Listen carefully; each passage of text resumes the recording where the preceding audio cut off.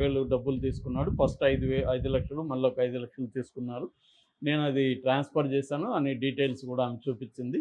ఆ తర్వాత నేను మా హస్బెండ్ ఉజ్జయిని వెళ్ళాము. అక్కడికి రమ్మన్నాడు. అక్కడ ఒక ఫామ్ హౌస్ తీసుకొని అక్కడ మాకు పూజలు చేశారు. పూజలు చేసినాక మేము కూడా సాటిస్ఫై అయినాం, వచ్చేసాము. దాని తర్వాత నుంచి ఫోన్లు చేసి బెదిరించడం మొదలుపెట్టాడు. సో, బ్లాక్‌మెయిల్ చేయడం, మళ్ళీ ఒక 5 లక్షలు కావాలి, లేకపోతే నేను నెగెటివ్ పూజలు చేస్తాను, మీకు నష్టం జరుగుతుంది, అఘోరి క్షుద్ర పూజలు చేస్తానని బెదిరించడం మొదలుపెట్టాడు. ఇది నెవర్ ఎండింగ్. ఆల్రెడీ 10 లక్షలు ఖర్చు పెట్టాము. ఇతనికి ఇప్పుడు ఇస్తే మళ్ళీ అడుగుతూనే ఉంటాడు అని చెప్పి మేము ఏం చేయాలో తెలియక పోలీసులకు కేసు పెడుతున్నాం అని చెప్పి ఆమె ఐడెంటిటీ బయటికి చెప్పడానికి ఇష్టపడలేదు. పోలీసులకు కూడా ఆమె గైడెన్స్ ఇచ్చింది, చెప్పకండి బయట అని. సో, బయటికి రాలేదు. అట్లాగే ఈ అఘోరి శ్రీనివాస్ మొదటి భార్య రాధిక కూడా కంప్లైంట్ ఇచ్చింది. మహిళా కమిషన్కి నేరెళ్ళ శారద గారిని కలిసి కంప్లైంట్ ఇచ్చింది. అట్లాగే ఒక ట్రాన్స్జెండర్ పేరు సంధ్య అనుకుంటా, తను కూడా వెళ్ళి పోలీస్ స్టేషన్, షామీర్పేట పోలీస్ స్టేషన్లో కంప్లైంట్ ఇచ్చింది. సో, ఇప్పుడు మనకు తెలిసి ఇక్కడ దాదాపు 3 కేసులు అయితే రిజిస్టర్ అయినాయి. ఈ లేడీ ప్రొడ్యూసర్ పెట్టిన కేసులో అరెస్ట్ చేసి తీసుకొచ్చారు. అయితే జడ్జి మేజిస్ట్రేటు అడిగినప్పుడు నీకు లాయర్ని పెట్టుకుంటారా మీరు అని అడిగితే, లేదు నాకు అంత స్తోమత లేదని అఘోరి శ్రీనివాస్ చెప్పాడు. దాంతో అక్కడ లీగల్ ఎయిడ్ కౌన్సిల్ అని ఉంటారు, వాళ్ళని ఇచ్చారు, రవి అనే ఒక వ్యక్తిని. ఆ రవి ఏమో ఇతనికి బెయిల్ రాదు, 10 ఏళ్ల పైన జైలు శిక్ష పడుతుందని మీడియాతో చెప్తున్నాడు. డిఫెన్స్ అడ్వకేట్ అలా జనరల్గా చెప్పరు, కానీ తను అలా మాట్లాడుతున్నాడు అప్పుడు. దాని తర్వాత బెయిల్ అయితే రాలేదు. 14 రోజులు అయిపోయింది రిమాండ్, మళ్ళీ ఎక్స్టెండ్ అయిపోయింది. ఇప్పుడు మే 15th వరకు జైల్లో ఉండాలి మామూలుగా అయితే. ఎక్స్టెన్షన్ అయిపోయింది. అంటే బెయిల్ పిటిషన్ ఈయన వేసాడా లేదా, వేస్తే రిజెక్ట్ అయిందా లేదా, ఇవేవి తెలియట్లేదు. అతను పెద్ద ఇంట్రెస్ట్ తీసుకుంటున్నట్టుగా మనకైతే అనిపించట్లేదు. అయితే అఘోరి శ్రీనివాస్ అయితే బెయిల్కి అప్లై చేయలేదు ఇప్పటివరకు. రెండవది, ఒక మంత్రి భార్య ఇతను గతంలో కాళ్ళు మొక్కింది కాబట్టి పొలిటీషియన్స్ హెల్ప్ చేయబోతున్నారు, బెయిల్ త్వరలో వస్తుందనే ఒక వార్త కనపడింది. అది కూడా ఏమి జరగలేదు. ఎందుకంటే మహిళా కమిషన్ చైర్పర్సన్ నేరెళ్ళ శారద చెంచలగూడ జైలుకి వెళ్ళినప్పుడు తను కూడా కలిసింది. సో, ఈ నేపథ్యంలో అలాంటి పుకారు వచ్చింది, కానీ ఏమీ జరగలేదు. మూడవది, ఇతనికి కారు ఒక చెన్నై బేస్డ్ బిజినెస్ మ్యాన్ ఇచ్చాడని, అతని పేరుతో రిజిస్ట్రేషన్ అయింది ఈ కారు కూడా అని, అతను ఇతనికి బెయిల్ ఇప్పించబోతున్నాడు అన్న ఒక వార్త కూడా బయటకు వచ్చింది. అది కూడా ఇప్పటివరకు జరగలేదు. ఈ లోపల ఒక 4 రోజుల ముందు వీళ్ళ అక్క, నాన్న ఇద్దరూ వెళ్ళి చెంచలగూడలో ఈయన్ని కలిసి బయటకు వచ్చారు. అయితే వాళ్ళు మీడియాతో మాట్లాడలేదు. అఘోరిని చెప్పాడు వాళ్ళకి, మీడియాతో మీరేం మాట్లాడకుండా సైలెంట్కి వెళ్ళిపోండి అని. సో, సైలెంట్కి వెళ్ళిపోయినారని చెప్తున్నారు. సో, వాళ్ళు కలిసిన పర్పస్ ఏంటంటే ఒక అడ్వకేట్ని ఇండిపెండెంట్గా పెట్టమని వాళ్ళ ద్వారా అఘోరి శ్రీనివాస్ ట్రై చేశాడు. ఎందుకంటే జైల్లోకి వెళ్ళినాక అఘోరి శ్రీనివాస్ విషయాలు అర్థమంటాయి. లీగల్ ఫ్రేమ్వర్క్ అతనికి ఇప్పటివరకు తెలియదు. ఎందుకంటే అతను ఎప్పుడు ఇంతవరకు ఇన్వాల్వ్ కాల. సో, అతను ఏమనుకున్నాడంటే law it takes it own course అనేసి ఏదో మీడియాతో ఆ రోజు ఒక డైలాగ్ చెప్పేసి వెళ్ళిపోయాడు. చట్టం తన పని తను చేసుకుపోతుంది. అలా ఏమి చేసుకుపోదు చట్టం. మనం ఎలా చేస్తే చట్టం అలా వెళ్తుంది ఇండియాలో. చట్టం దాని పాటికి అది చేసుకుపోదు.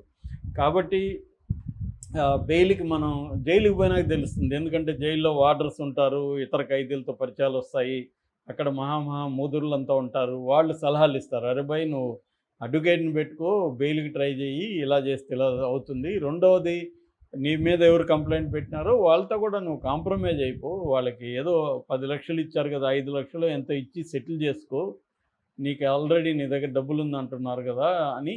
ఎందుకంటే ఈ మధ్యనే అతని అకౌంట్లో 2 కోట్లు ఉన్నాయని, మన ప్రభాస్ ఇంటి పక్కన సైటు 8 కోట్ల సైట్ అని రకరకాల పుకార్లు వస్తాయి. ఏదేమైనా అతని దగ్గర డబ్బులు ఉందనే మాత్రం చాలా సోర్సెస్ నుంచి అయితే తెలుస్తుంది. కాబట్టి నువ్వు ఆమెకి ఇప్పుడు 10 లక్షలు ఖర్చు పెట్టింది, పూజలు చేశావు, ఏదో భంగపడి అమ్మ నేను తప్పు చేశాను, నేను బ్లాక్మెయిల్ చేయడం తప్పే, ఏదో నీకు ఖర్చు పెట్టావు కదా, నేను ఇంత ఇచ్చుకోలేను, ఇంత ఇస్తానని చెప్తే వాళ్ళు కూడా కేసు వేయడం వల్ల, ఇతను జైలుకి పోవడం వల్ల వాళ్ళకేం లాభం? కాబట్టి ఇతను ఏదో డబ్బులు ఇస్తే వాళ్ళు కూడా సెటిల్ చేసుకొని కంప్లైంట్ విత్డ్రా చేసుకుంటారు. ఈ స్టేజ్లో అయితే కోర్టుతో కూడా ఈజీగా అయిపోతుంది. సో, అనే సలహాలు అక్కడ ఖైదీలు ప్లస్ వార్డర్లు ఇచ్చినట్టుగా అర్థమవుతుంది. దాంతో అఘోరి శ్రీనివాస్ కూడా వేరే వాళ్ళ ద్వారా ట్రై చేయకుండా, ఎందుకంటే మీడియాకి లీక్ అయిపోతుంది ఎవరి ద్వారా ట్రై చేసినా. ఆ రవి కూడా లీగల్ ఎయిడ్ కౌన్సిల్ మీడియాతో ఇష్టం వచ్చినట్టుగా మాట్లాడుతున్నాడు. అందుకని వీళ్ళ అమ్మ నాన్న అయితేనే నమ్మకం. ఎందుకంటే శ్రీవర్షిని ఉంది కానీ శ్రీవర్షిని పిలిపిస్తేమో మళ్ళీ అది మీడియా హైప్ అయిపోతుంది. కాబట్టి అఘోరి ఇవన్నీ ఆలోచించి అన్నిటికంటే బెస్ట్ మన ఫ్యామిలీనే బెస్ట్ అని చెప్పి వాళ్ళని పిలిపించి వాళ్ళకి కొన్ని ఫోన్ నెంబర్లు ఇచ్చి పలానా లాయర్ని పెట్టుకుని, ఎందుకంటే జైల్లో కొంత హెల్ప్ అఘోరికి దొరికింది. వాళ్ళు జైళ్ళల్లో లాయర్లు వీళ్ళందరూ తెలిసిన ఖైదీలు చాలామంది ఉంటారు, వార్డర్లు ఉంటారు. వాళ్ళ ద్వారా లాయర్ని కాంటాక్ట్ చేయమని, లాయర్కి డబ్బులు ఎలా ఇవ్వాలి ఏంటి అనేది చెప్పినట్టుగా తెలుస్తుంది. లాయర్ బెయిల్ పిటిషన్ చేస్తున్నట్టుగా తెలుస్తుంది. ఈ రోజు కాకపోయినా రేపైనా బెయిల్ అయితే ఖచ్చితంగా వచ్చేస్తుంది. ఎందుకంటే ఇది పెద్ద అఘోరి మీద పెట్టిన కేసు, బెయిల్ రానంత దారుణమైన కేసు ఏం కాదు. ఆల్రెడీ ఇప్పుడు 14 days ఉన్నాడు. ఈ బెయిల్ వచ్చే లోపల ఇంకో 14 days కూడా అయిపోయే అవకాశం ఉంది. ఏదేమైనా May 15th లోపల మాత్రం అఘోరికి బెయిల్ వస్తుంది. నాకు తెలిసి ఈ వీకెండ్ లోపల రావాలి, లేదంటే నెక్స్ట్ వీక్ అయినా ఖచ్చితంగా బెయిల్ అయితే వచ్చేస్తుంది. ఎందుకంటే అఘోరికి కూడా జైలుకి వెళ్ళినాక ఒక క్లారిటీ వచ్చింది, లీగల్ సిస్టమ్ని ఎలా డీల్ చేయాలి ఏంటి అనేది తెలిసింది. రెండవది ఈమెతో కూడా రాయబారాలు జరపడానికి వాళ్ళ ఇంట్లో వాళ్ళకి ఫోన్ నెంబర్లు ఇచ్చి వాళ్ళతో మాట్లాడమని చెప్పినట్టుగా అర్థమవుతుంది. ఆమె కేసు పెట్టిన ఆమె కూడా కొంత సాఫ్ట్గా ఒక వెనకడుగు వేద్దాంలే, డబ్బులు ఎంతో వచ్చిందంతా వస్తుంది కదా, ఎందుకు మన కేసు అంటే మనం కూడా లాయర్లను పెట్టుకోవాలి ఎందుకు వచ్చిందని ఆమె కూడా వెనకడుగు వేస్తున్నట్టుగా ఇది ఉంది. సో ఎందుకంటే ఆమె బయటికి కూడా రావడానికి ఆమె జంకుతుంది. తన పేరు మీడియా గమ్మున ఉండదు కదా, ఈ రోజు కాకపోతే రేపైనా విషయాలు బయట పెట్టే అవకాశం ఉంది. సో అందుకని ఆమె కూడా సైలెంట్గానే విత్డ్రా అవుదాం. ఎందుకంటే ఆమె మీద కూడా చాలా విమర్శలు వచ్చాయి. ఒక నగ్న పూజ చేయడానికి మీరెలా అతనికి డబ్బులు ఇచ్చారు, మీరెలా పోయి పూజలు చేయించుకున్నారు అఘోరి దగ్గర, ఇది తాంత్రిక పూజలు ఇవన్నీ ఎందుకు మీకు అని వస్తాయి. రెండోది మీకు అంత డబ్బులు ఖర్చు పెట్టి పూజలు చేయించుకునే ఇబ్బందులు ఏమేమి వచ్చాయి ఇవన్నీ బయటికి తీస్తారు మీడియా. ఒకసారి ఎంటర్ అయినాక మీడియాలో ఏ కథనాలు వస్తాయో తెలియదు. సో అందుకని ఆమె కూడా ఆలోచిస్తున్నట్టు తెలిసింది. అఘోరితో కోర్టు బయట అవుట్ ఆఫ్ కోర్ట్ సెటిల్మెంట్ చేసుకోవడానికి, అది చేసుకుంటే అసలు కేసే ఉండదు.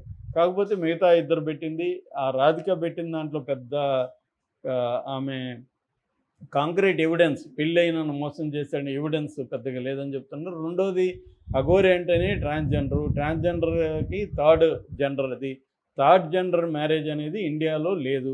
ఓన్లీ మగవాళ్ళు అమ్మాయిలను పెళ్లి చేసుకుంటేనే దాన్ని స్పెషల్ మ్యారేజెస్ యాక్ట్ కానీ హిందూ మ్యారేజెస్ యాక్ట్ కానీ గుర్తిస్తారు తప్ప సేమ్ సెక్స్ మ్యారేజ్ అని కానీ థర్డ్ జెండర్ మ్యారేజ్ అని కానీ ఇండియా కాన్స్టిట్యూషన్ చట్టాలు గుర్తించవు.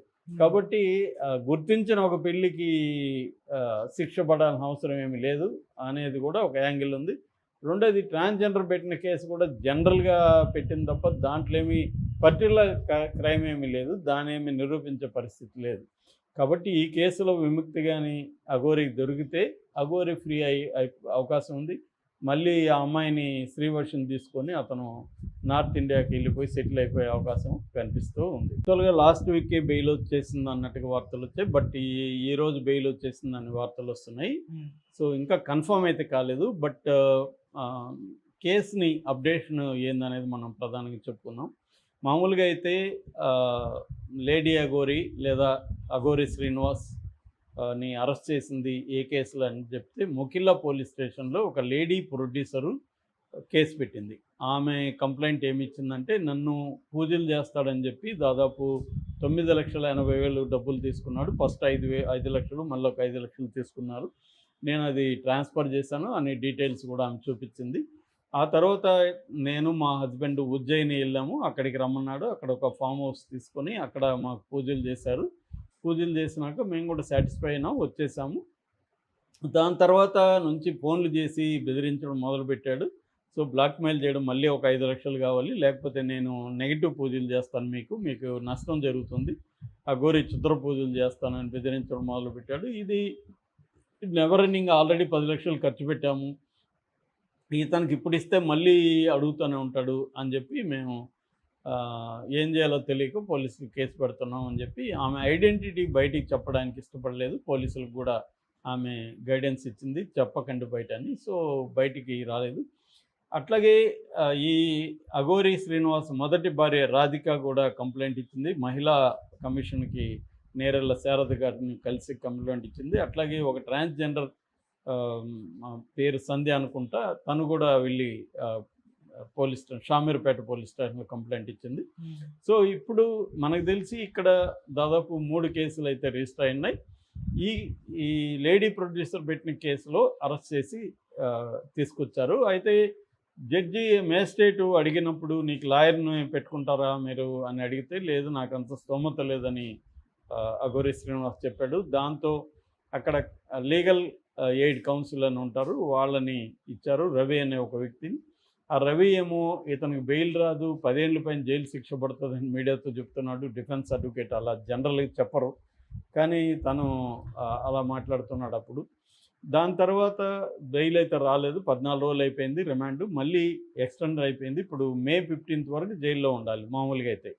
ఎక్స్టెన్షన్ అయిపోయింది. అంటే బెయిల్ పిటిషన్ ఈయన ఏసాడా లేదా, ఏస్తే రిజెక్ట్ అయిందా లేదా ఇవేవి తెలియట్లేదు. అతను పెద్ద ఇంట్రెస్ట్ తీసుకుంటున్నట్టుగా మనకైతే అనిపించట్లేదు.